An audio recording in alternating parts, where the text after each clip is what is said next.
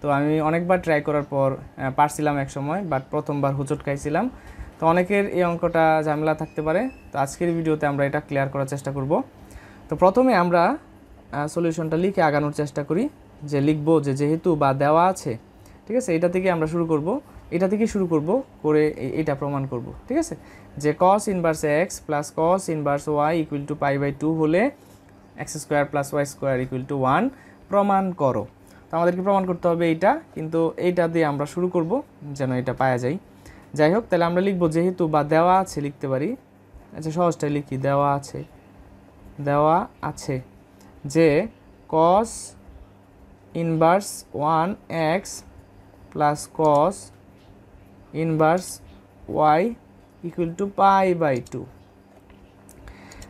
তো বা equal to আমরা কি করব, যে এই পাশ থেকে যে cos ইনভার্স y আছে এটাকে আমরা ডান পাশে নিয়ে যাব।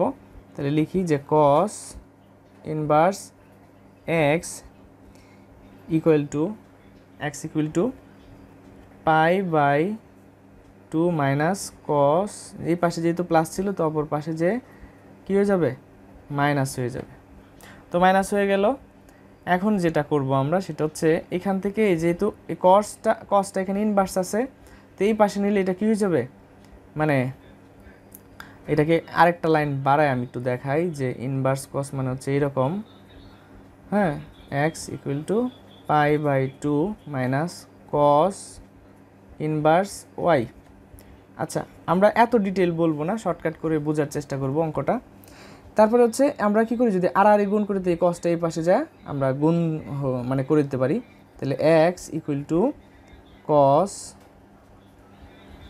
π/2 মাইনাস কস ইনভার্স 1 ওয়াই, এরকম আমরা লিখতেই পারি। আচ্ছা, যাই হোক, তারপরে হচ্ছে আমরা এক্স লিখে এই কসটাকে কী করব, চেঞ্জ করে দিব। তো আমরা কোন ফরম্যাটে চেঞ্জ করে দিই নিশ্চয়ই জানা আছে সবার।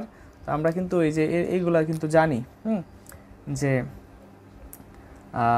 ত্রিকোণমিতিক অনুপাতগুলো, কোয়াড্রেন্টের যে অঙ্কগুলো আছে, এই কোয়াড্রেন্টের অঙ্কগুলোর ক্ষেত্রে আমরা একটা সূত্র ফলো করি, যে n into π/2 plus minus theta. তো আমরা এইটা জানি যে n যদি জোড় হয় তাহলে নো চেঞ্জ, মানে সাইন সাইন থাকবে, কস কস থাকবে, সেক সেক থাকবে, টেন টেন থাকবে, কট কট থাকবে, এরকম জানি আমরা। যে এই সিস্টেমে যদি আমরা এইটাকে সেট করি তাহলে এখানে কিন্তু দেখা যাচ্ছে যে কস এটা একটু এভাবে টান দিয়ে দিই, কস এই যে π/2 মাইনাস কস ইনভার্স 1 কত ওয়াই, এটাকে যদি আমরা একটু সাজাই তাহলে আমরা দেখতে পাবো যে এটার মধ্যে আমাদের একটা জিনিস চোখে ভাসতেছে, যে cos π/2 মাইনাস থিটা, ঠিক আছে, এই সবটাকে আমরা থিটা ধরলাম। তাহলে এই থিটা হয়ে গেল। তাহলে এখানে কি হবে, যে এখানে কিন্তু π/2 মানে কোনো কিছুই নাই, এটা একটা π/2, তার মানে 1। তো 1 তো বিজোড় সংখ্যা, তো 1 বিজোড় সংখ্যা হইলে সাইন, কোয়াড্রেন্টের বেলায় সাইন হয়ে যায় কস, কস হয়ে যায় সাইন, তাহলে এই কসটা হয়ে যাবে বিজোড় থাকার কারণে। বিজোড় থাকলে কি হয়ে যায়, চেঞ্জ হয়ে যায়, আর জোড় থাকলে চেঞ্জ হয় না। তো এখানে π/2 এর n যে মানে আছে 1 হিসেবে আছে এখানে, তো 1 থাকার কারণে এটা কি হয়ে যাবে, চেঞ্জ হয়ে যাবে, অর্থাৎ সাইন এই যে থিটা আছে এটা থিটা হয়ে যাবে, ঠিক আছে, সাইন কি হয়ে যাবে, থিটা হয়ে যাবে। আচ্ছা, এখন কথা হইল যায়া যে আমরা এইটা থিটারে মাইনাস লিখলাম না কেন, কথা হচ্ছে মাইনাসটা কেন লিখলাম না। এখন এইটা মাইনাসটা এই কারণে লিখলাম না যে মাইনাস থিটারে, এটা যদি কোয়াড্রেন্টে আমরা দেখি যে এটা হচ্ছে এইখান থেকে এই পর্যন্ত 90 ডিগ্রি, তারপরে থিটা মানে কিছু পরিমাণ কমাইতে বলছে, তার মানে এইখানে অবস্থান করতেছে। আর প্রথম কোয়াড্রেন্টে সব কিছুই কি অল প্লাস থাকে, এই জন্য সাইন থিটা হয়েছে, মাইনাস টাইনাস কিছু হয় নাই। যদি এটা অন্য কিছু হইতো তখন কিন্তু অন্যান্য কোয়াড্রেন্টে গেলে আমরা ভেবে দেখতাম।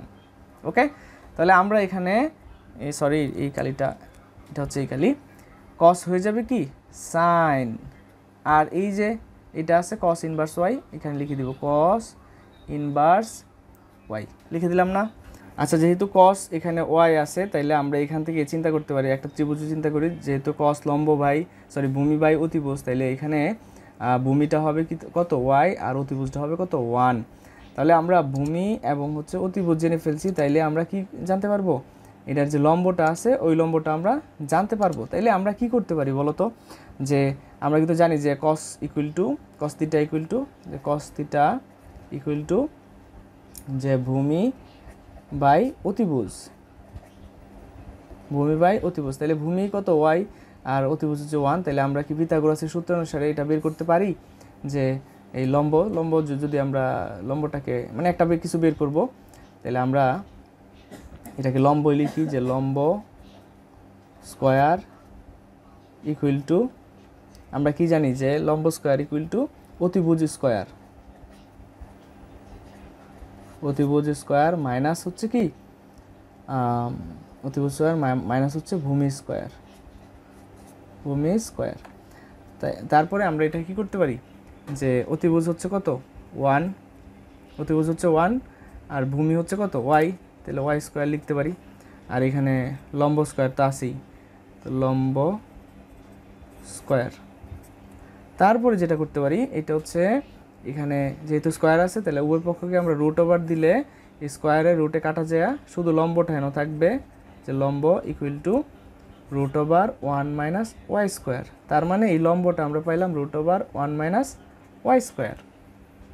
ঠিক আছে, আচ্ছা তাইলে আমরা এখানে এইটার পরিবর্তে আমরা লিখে দিব যে এখানে আমরা চলে আসি x ইকুয়াল টু যে সাইন, এটাকে আমরা পরিবর্তন করে দিই যে সাইন ইনভার্স, হ্যাঁ যেহেতু সাইন করছি তাহলে এই যে এখানে হবে এটা, আর লম্ব বাই অতিভুজ, তাহলে অতিভুজ তো 1 তো আর নিচে আমরা দিই না, তাহলে এখানে root over 1 minus Y square লিখে দিলাম।